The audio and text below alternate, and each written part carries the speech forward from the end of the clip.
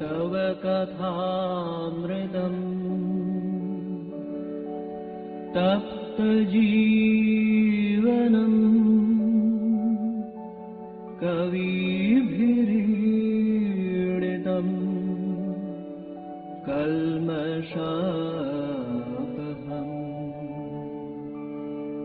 श्रवणमङ्गलम् श्रीमदाततम् भुवि गृह्णन्ति ये भूरिदा जनाः भुवि गृह्णन्ति ये भूरिदा जनाः।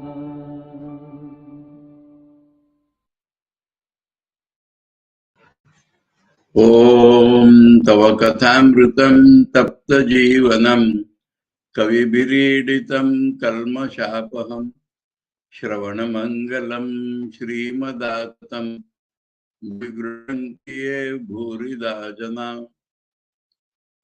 We are studying the Gospel of Sri Ramakrishna and the conversations of Sunday, June 15, 1884. On that day, Surendra had arranged a festival in his house, and Sri Ramakrishna and many devotees had gathered, and he had engaged a kirtaniya, a singing narrator. And that singing narrator was singing and talking about gopis and Krishna. And that ended in the gopis meeting Shri Krishna, especially Radha. And then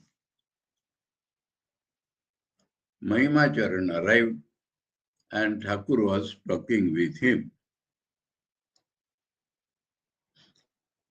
Then the meal was served.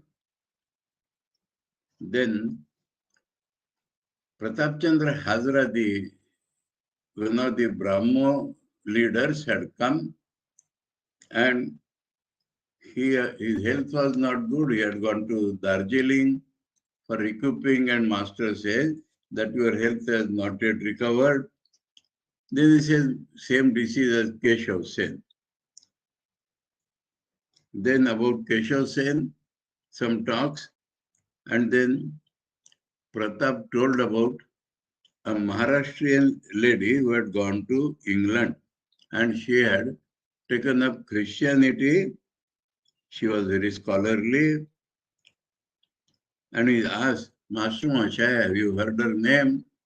Thakur says, no, but from what you talk, I gather that she has an ego. And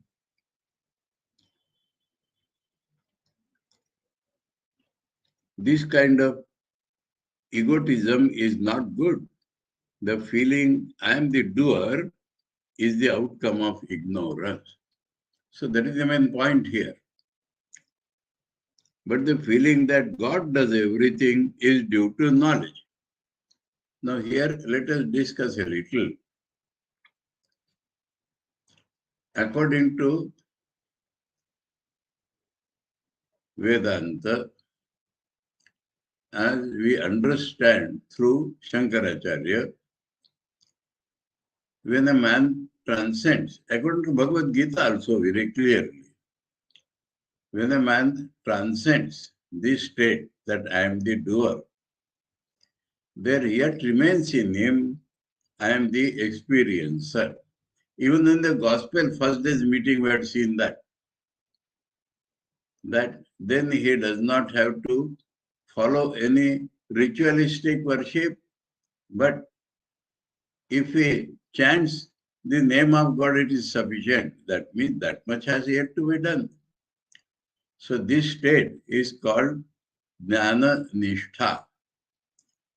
And in Prashnopanishad and almost all scriptures, the signs of a Jnana Nishtha are 90% similar with those of a full Jnani. The distinction in this state is also called by my Guruji as unrealized realization. Realization about to be realized. He called it unrealized realization. That means it is almost like realization. He knows it, but he has yet to experience that. Now the characteristics of such a man mostly are like that of a Jnani. The difference is only this, that Jnani has realized, he has yet to realize. Now, in such a state, now there is a talk of prarabdha in many scriptural passages. So, Shankar has explained in Viveka that if a man has full knowledge, there is no question of prarabdha for him. But prarabdha is talked about for such a man. Nididhyasana Shilasya. For such a man, prarabdha is talked about. Now about prarabdha, Patanjali Muni has said, what is determined by the prarabdha? Jati Ayur Bhoga. That means where he will be born, how much he will live, and what pleasure and pain he will have to undergo, that is fixed by his previous sanskara. That is prarabdha. Other than that, he is free to choose his path. God has given him that much freedom.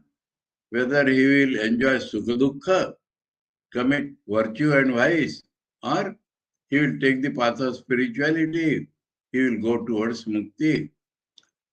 Now, this state, as I said, 90% of the characteristics is that of Jnani.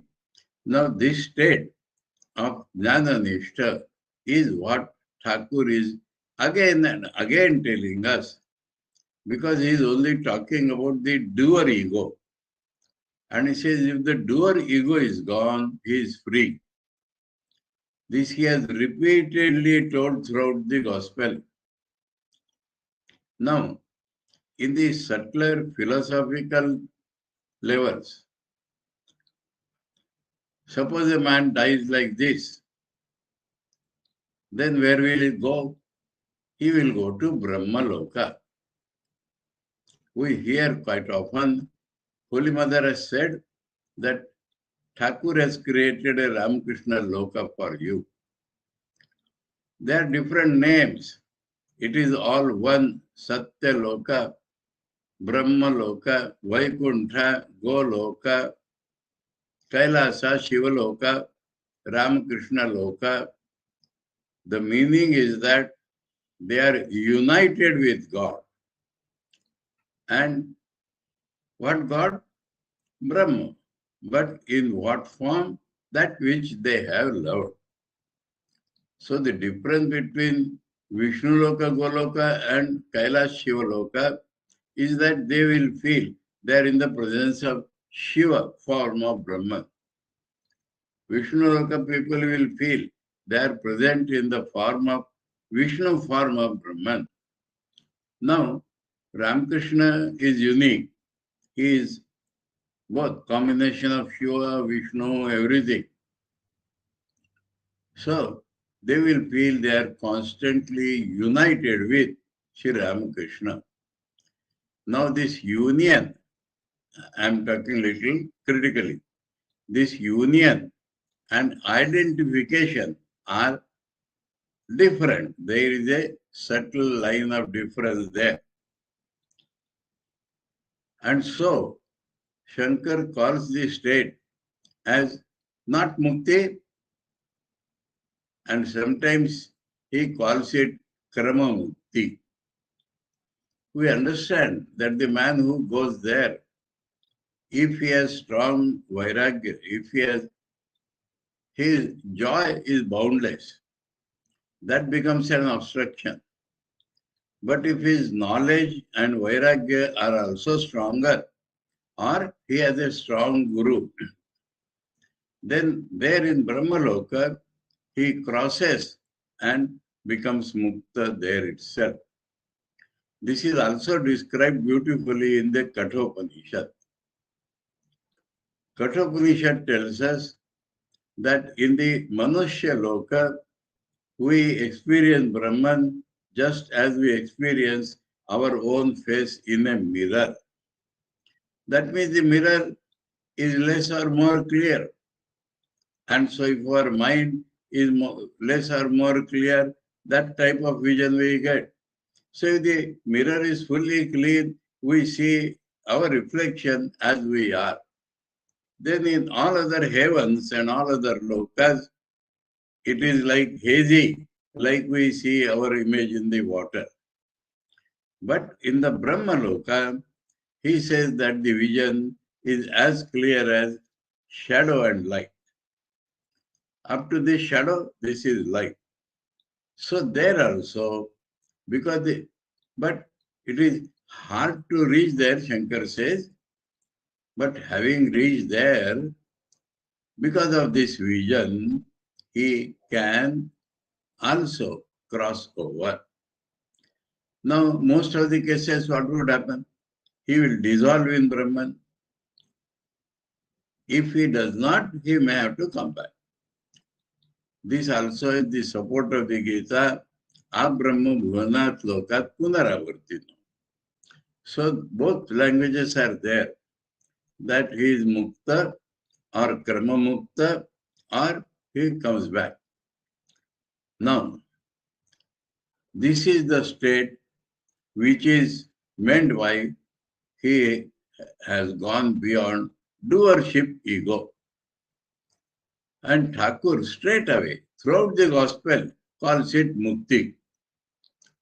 So now, this subtle difference of krama mukti, mukti, he may go, he may not go, we can forget for a moment and accept what Thakur has said categorically.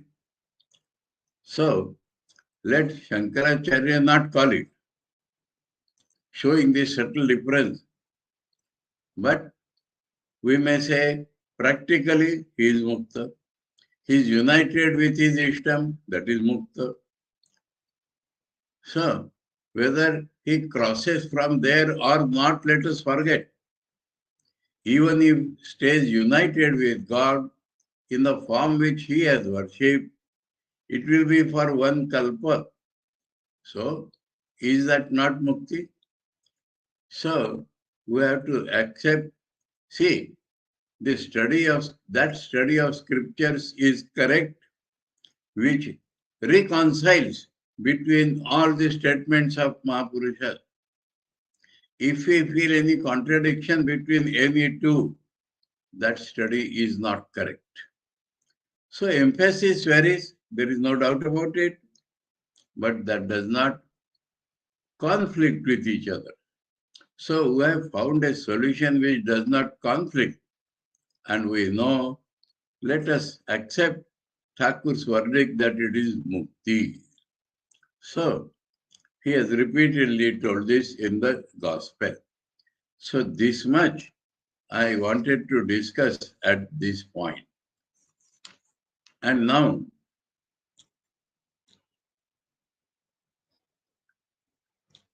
but the feeling that God does everything is due to knowledge. God alone is the doer. All others are mere instruments in his hands. So, instrument has no will of its own. It may exist, but it has no will of his own. And that is mukti. Then it tells about example of a calf, and when it says you, thou, then only it is released. It is only then that the calf's trouble comes to an end and it is liberated. It doesn't return to the world of action. Now, let us pick up from here. Likewise, when the embodied soul says means feels, experiences, "Oh God, I am not the doer, thou art the doer, I am the machine and thou art its operator." only then does its suffering of worldly life comes to an end. So worldly life is suffering that comes to an end when he says that you are the operator and the machine. Only then does it obtain liberation. Clear verdict.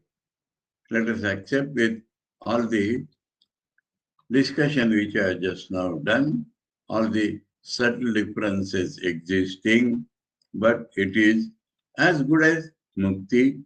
It is mukti, karma or not. It no longer has to be reborn in this world of action. There also subtle interpretations are there. In this world of action, he may not have to be reborn, but he may be reborn in some other lokas. But if we take Thakur's word, it is this. There is a scope there also to find some other meaning. But let us accept that it is mukti. Now from here, the main question comes. So the whole problem has been resolved into this small thing that ego must go. Ego of worker, ego of experiencer, but ego must go.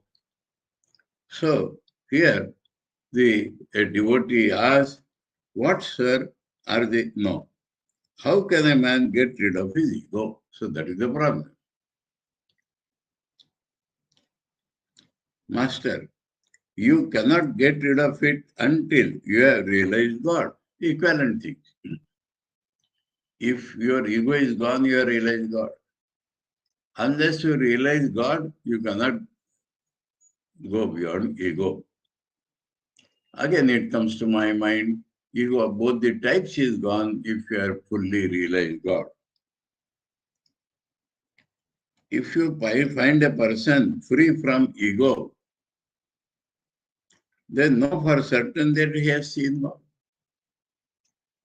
So whether he has united or whether he is identified, he has seen God.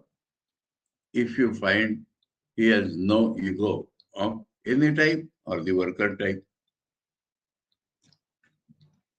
Devotee, what, sir, are the signs of God vision? Master, yes, there are such signs. It is said in the Bhagavata that a man who has seen God behaves sometimes like a child, sometimes like a girl, sometimes like an inert thing, and sometimes like a madman. We are at the same thing in Vivekananda, but Thakur is quoting Bhagavatam.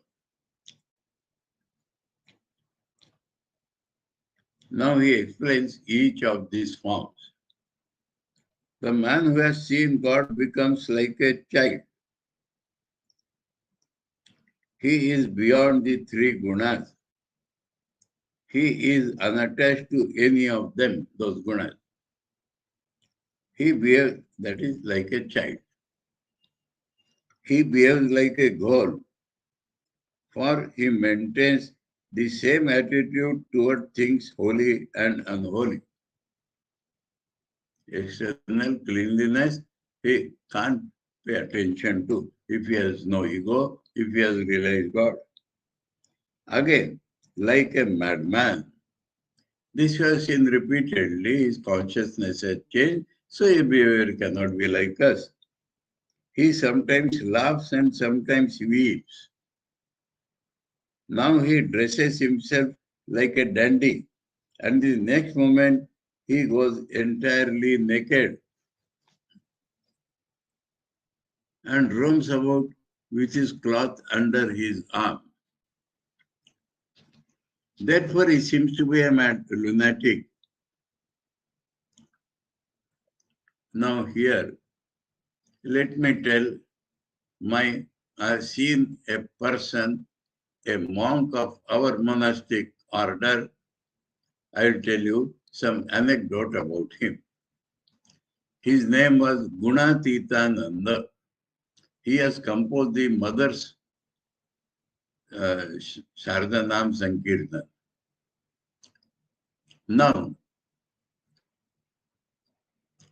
he was disciple of Raja Maharaj, and before coming to the mission, he was the prince of a state lies between Maharashtra and Karnataka.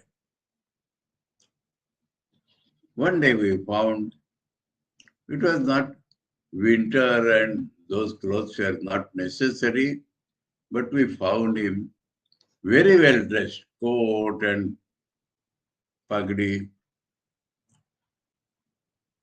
So we, the training center boys, 68, 70 that time, we asked him, and usually he used to be not properly dressed, I would say, to the least. So we asked him, Maharaj, such a great dress today? He replied, Raja Maharaj used to call me a prince. So something like the prince must be kept up. That was his reply. Next day, again he was almost bare-bodied. Then we asked him, Maharaj, what is this? You said like the prince. He said, Are, sadhu ki mauj, aaj aisa to kal vaisa. Are, it is the whim of the sannyasi. Today is like this, tomorrow is like that. Understood now? So there are such people in the world.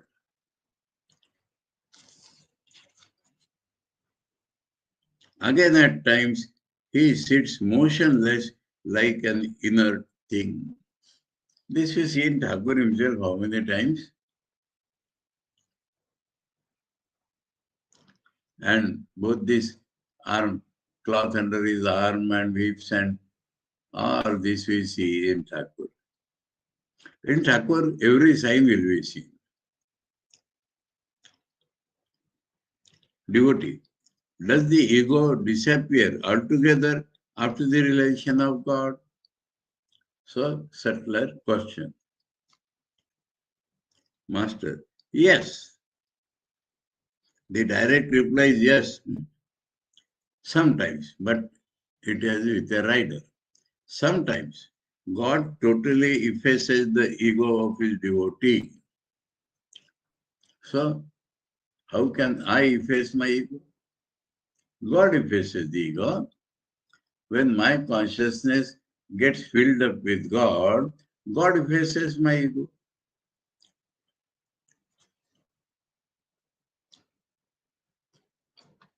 As in the state of samadhi. But in many cases, he keeps a trace of ego. So he is asked, can it be obliterated? He says, yes, in samadhi. God does it. But most of the times, he keeps a trace of ego. That is not harmful ego. That is not against the knowledge. But that doesn't injure anybody, neither himself nor others. It is like the ego of a child. A 5-year-old child no doubt says, I. But that ego doesn't harm anybody. At the touch of the philosopher's stone, steel is turned into gold. The steel sword becomes a sword of gold. The gold sword has the form of a sword, no doubt, but it cannot injure anybody. One cannot cut anything with a gold sword. So it is a form of a ego. Because so long as he is in the body, there is a form of the ego. It is not actually ego. To Pratap. So that ego conversation is over here. Now, Thakur is asking Pratap, you have been to England. Tell us what you saw there. Comparative study, Indian culture, English culture. Pratap, the English people worship what you call gold. Of course, there are also some good people in England, those who live an unattached life. But generally, one finds there a great display of rajas in everything, dynamism, restlessness. I saw the same thing in America. So he generalizes it as Western world, England, America. Master to Pratap. Now he says it is in India also. It is not in England alone that one sees attachment to worldly things. You see it everywhere. But remember that work is only the first step in spiritual life. Now here we shall find same thing, that doer ego. That is the beginning of spiritual life. God cannot be realized without sattva, love, discrimination, kindness, and so on. So that is sattva. Existence, godlike existence, pure existence, no restlessness, no external dynamism. Love is the main quality in that sattva. Love for God, love for all without distinction.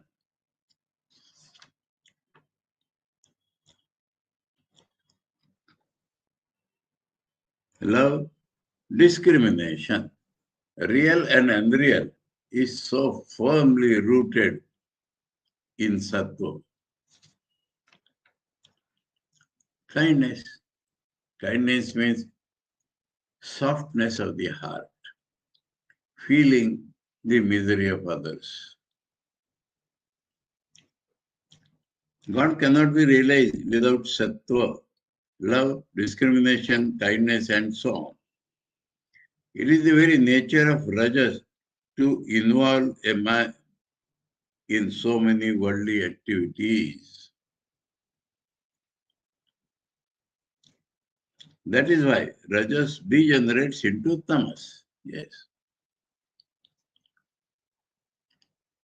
Rajas itself degenerates into tamas because doing activity, your mind becomes polluted. If a man is entangled in too many activities, he surely forgets God. He becomes more and more attached to woman and God. So Thakur says it is not only in England, but in America, but it is in India, but it is everywhere also. But it is not possible for you to give up work altogether. Now here he says you.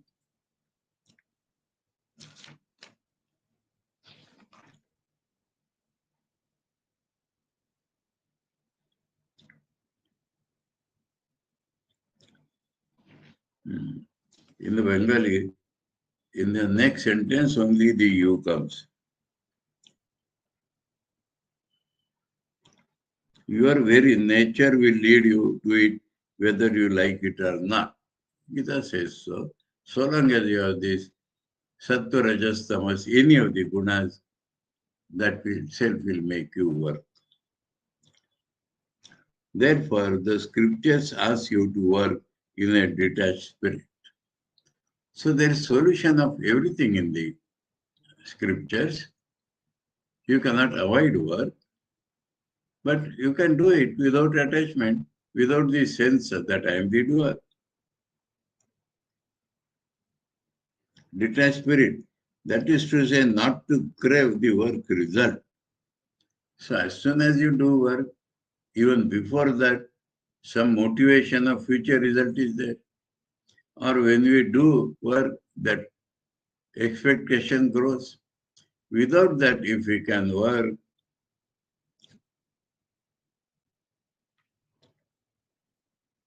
not to crave the work results, for example, you may perform devotions and worship and practice austerities, Now in many places, Thakur's statement and Shankar's statements tally completely. In the Upanishads, there is a term Kriyavan. And Shankar says, what is the Kriyavan? Not outside work, but meditation and the like is the Kriyavan. Here is what is Thakur still. Except for emphasis, there is no difference, but that emphasis has degenerated into one-sidedness.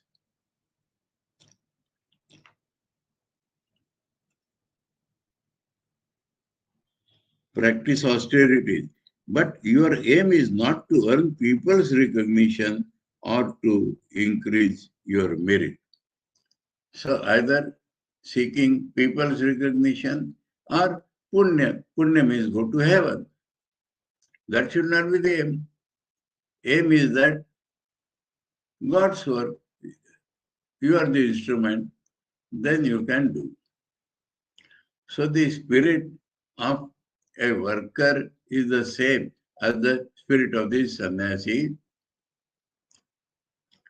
To work in such a spirit of detachment is known as karma yoga.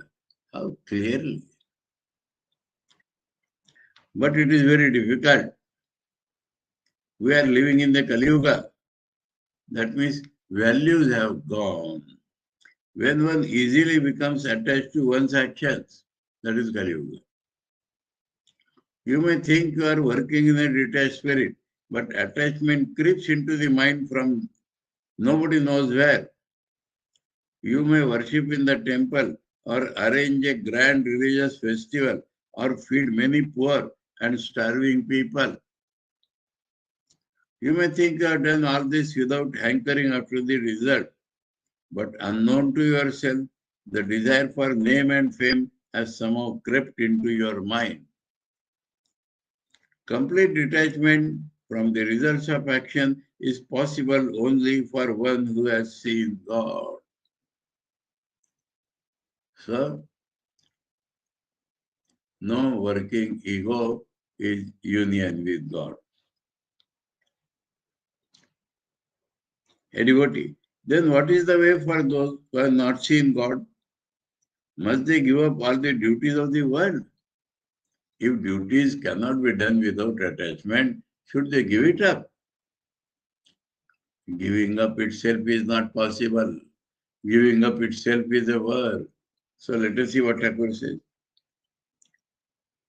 Master, the best path for this age is Bhakti Yoga, the path of Bhakti prescribed by Narada, to sing the name and glories of God and pray to Him with a longing heart. This he has defined as Narada Bhakti Yoga, is sing the name and glories of God and pray to Him with a longing heart.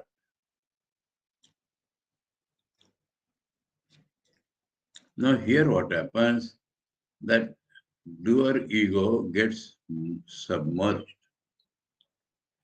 without consciously doing it.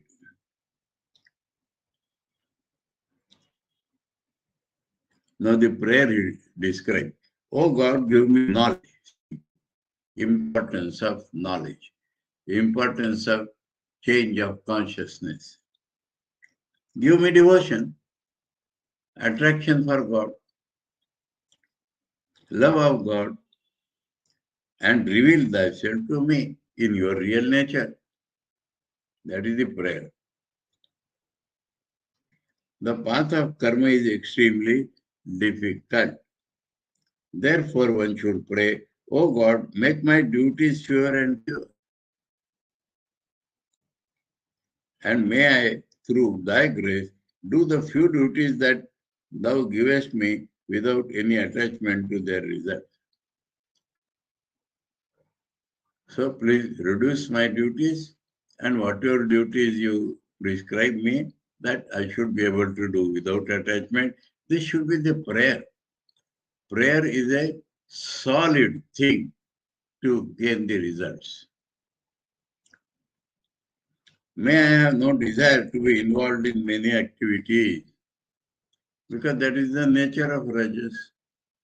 Unconsciously you get involved in activities. So you are conscious, aware, and you are praying to God. It is not possible to give up work altogether. So long as body consciousness is there, work is there. Even to think or to meditate is a kind of work. So what is the definition of work here? Subject-object relation is work. I am meditating, that is work. If meditation is happening, that is not work.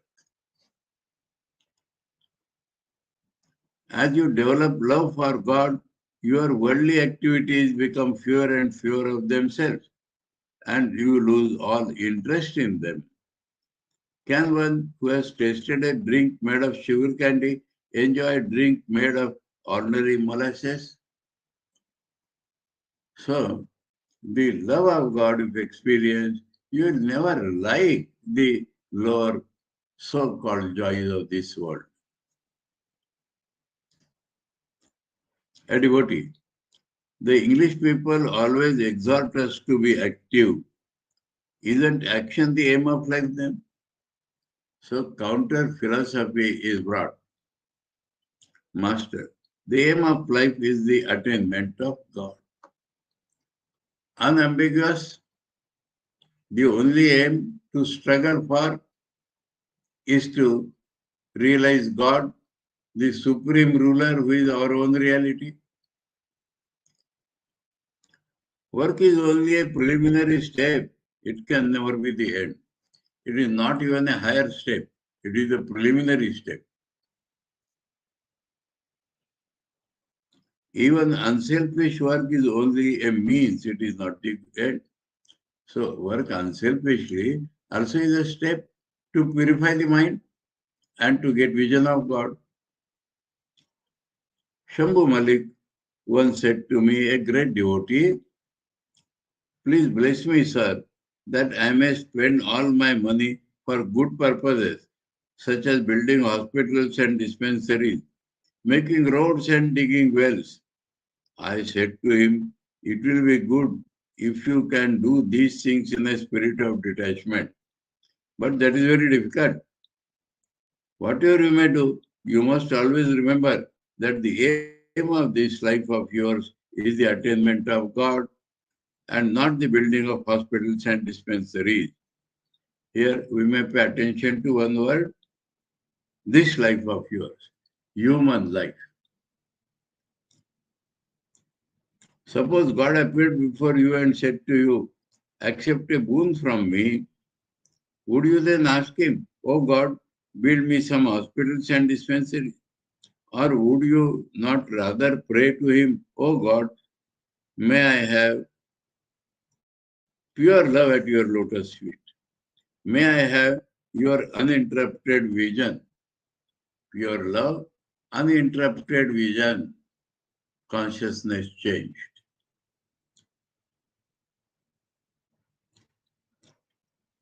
Hospitals, dispensaries, and all such things are unreal. God alone is real and all else unreal. So, hospital dispensaries are unreal and everything is unreal. In between, God is real.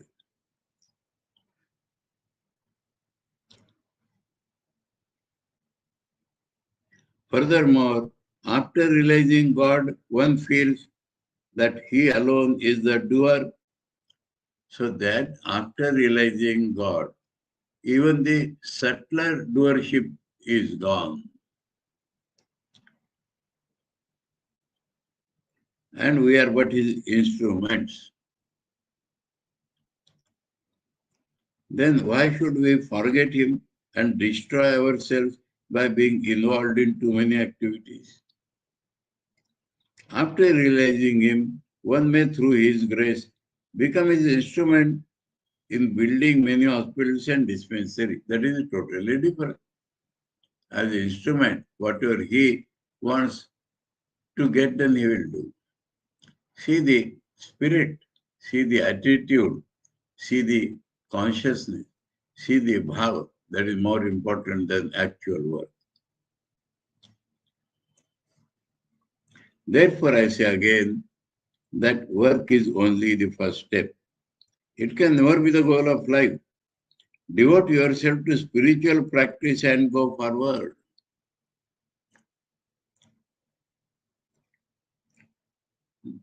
Through practice, you will advance more and more on the path of God.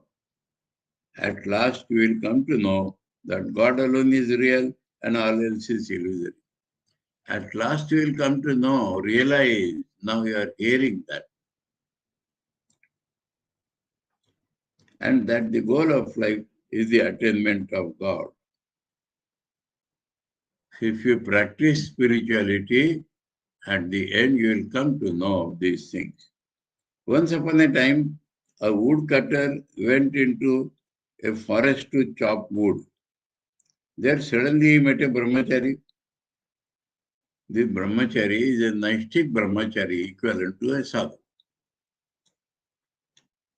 The holy man said to him, "My good man, go forward." On returning home, the woodcutter asked himself, "Why did the brahmachari tell me to go forward?" Some time passed. One day he remembered the brahmachari's words.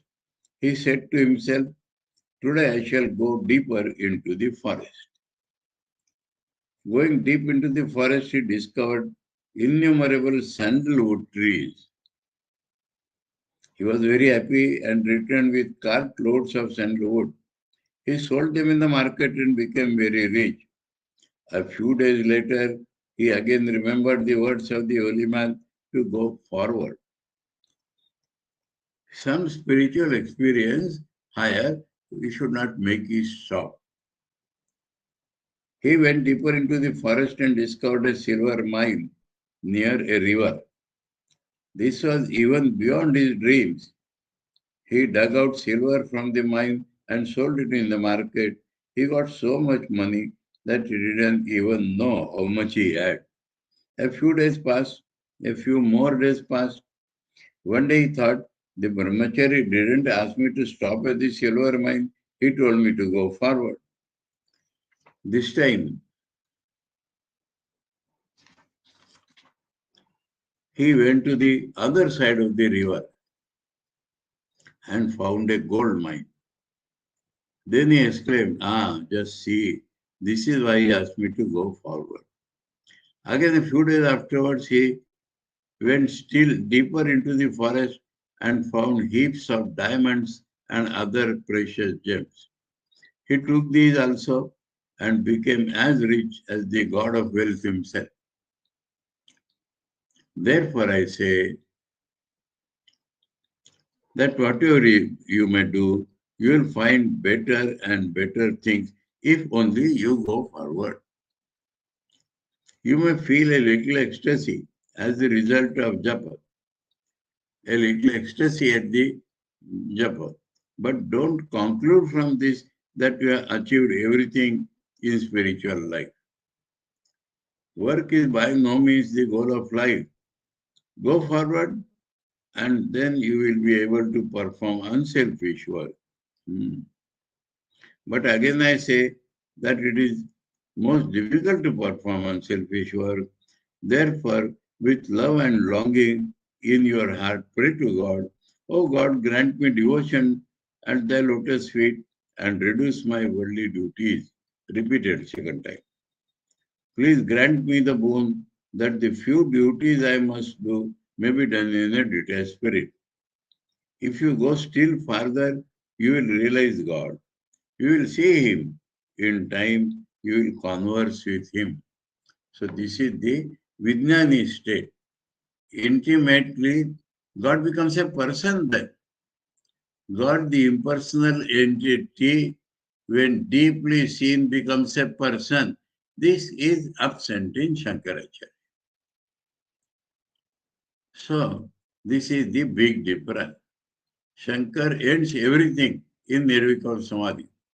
But Thakur says, after that, you gain an intimacy with God. And God does appear like human form. You can talk to Him, you can touch Him, you can smell Him. That is what Thakur says. So these are not ordinary super sensuous experiences culminating in God realization. But these are after Nirvikalpa Samadhi. These are intimacy. This is what is called Vijnana by Thakur. So this is something special.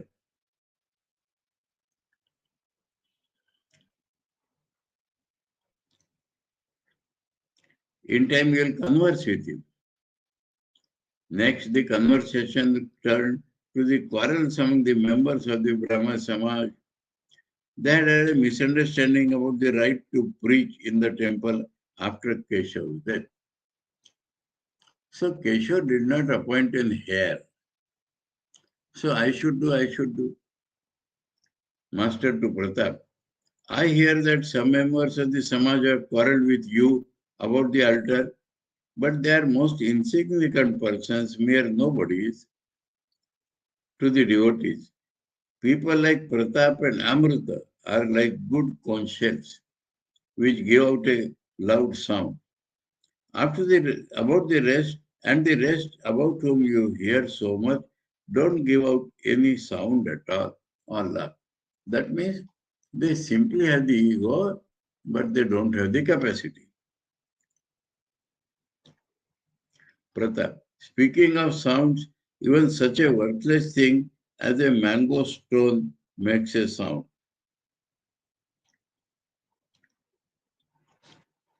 Stone means the seed of the mango. When it sprout is about to come, it opens out, and that also gives a sound.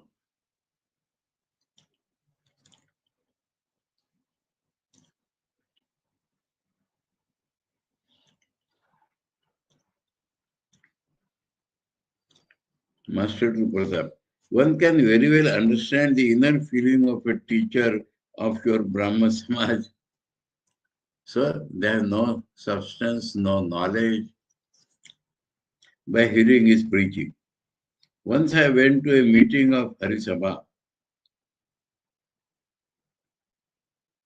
Now he talks of Harisabha. Is that Brahma Samaj?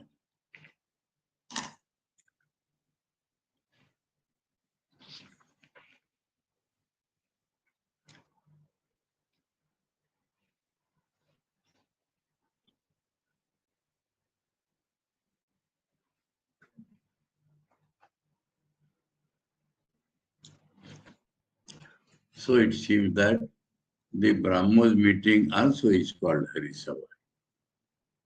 This is not Vaishnava Harisabha because Thakur is specifically talking about the Brahmo teachers.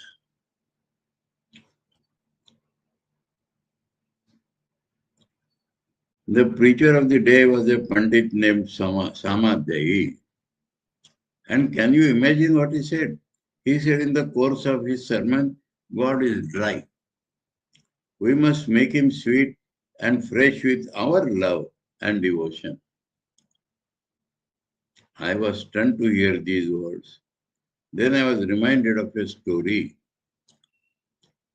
A boy once said, at my uncle's house, there are many horses. Oh yes, his whole cowshed is full of them. Now, if it was really a cowshed, then horses could not be kept there. Possibly he had only cows. What did people think on hearing such an incoherent statement? They believed that there were surely no such animals as horses in the shed. Laughter. A devotee. True, sir. There were not only no horses, but possibly there were also no cows, because horses in the cowshed. Laughter. Master. Just fancy to describe God, who is the very nature of love and bliss, as dry. It only proves that the man has never experienced what God is like.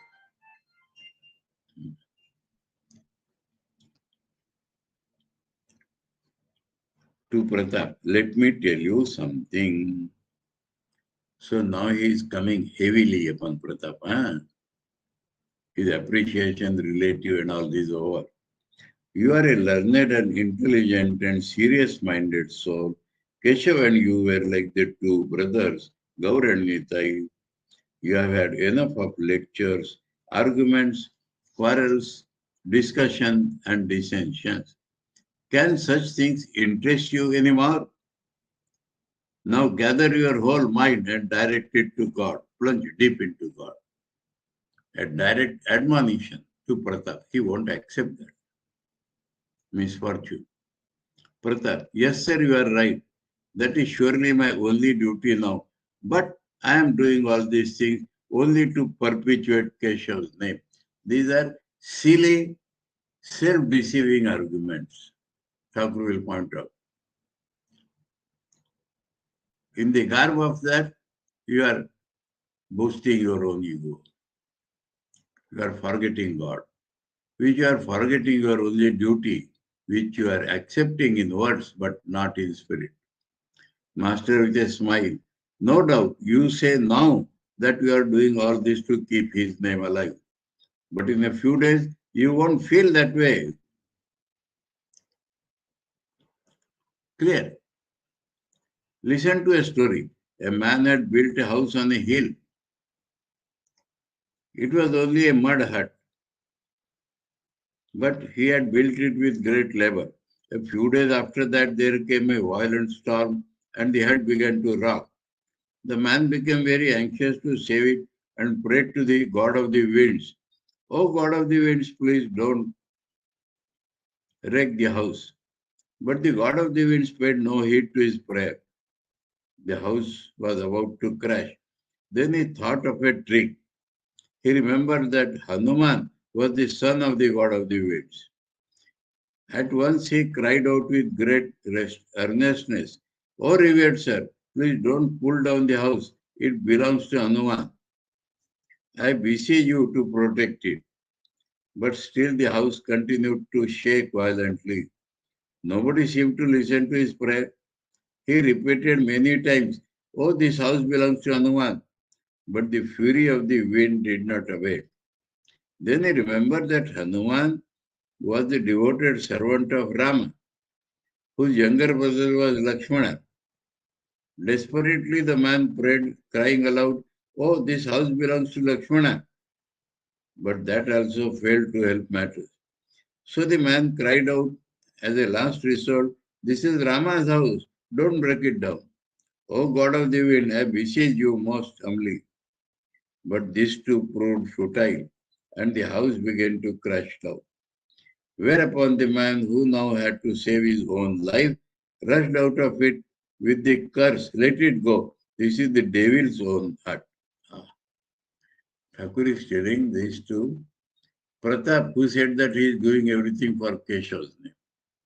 And Thakur said, "We'll forget about it." To Pratap, "You don't have to perpetuate Keshav's name. Remember that he achieved all his success through the will of God. Through the divine will, his work was established, and through the divine will, it is disintegrating. So you can't perpetuate that. What can you do about it? Now it is your bounden duty to give your entire mind to God, to plunge deep into the ocean of his love. He has repeated, he has found fault with his attitude. He says it is only temporary, it will not remain. He told a whole story about it. Saying these words, the master sang in his sweet voice. Dive deep, O mind, dive deep in the ocean of God's beauty. If you descend to the uttermost depth, there you will find the gem of love. Go seek, O mind, go seek Vrindavan in your heart, where with his loving devotees, Sri Krishna sports eternally. Light up, O mind, light up true wisdom's shining lamp, and let it burn with steady flame, unceasingly within your heart. Who is it that steers your boat across the solid earth? It is your Guru, says Kubi. It is not Kabir. Huh? It is a Bengali poet. Meditate on his holy feet. The master continued addressing Pratap. Did you listen to the song? You have had enough of lectures and quarrels. Now dive deep into the ocean of God. There is no fear of death from plunging into this ocean. For this is the ocean of immortality. Don't think that this will make you lose your head. Never for a moment harbor the idea that by thinking too much of God one becomes insane. So, neither you will die nor you will become insane. This is the God of nectar. This is the God of bliss. This is the God of consciousness. Once I said to Narendra, Pratap intervenes, who is Narendra, sir? He did not know.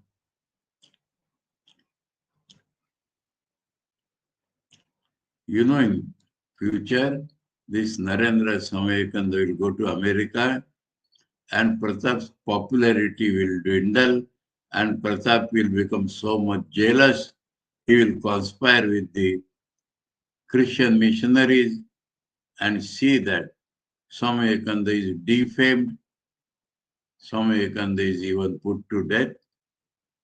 To this level, Pratap descended.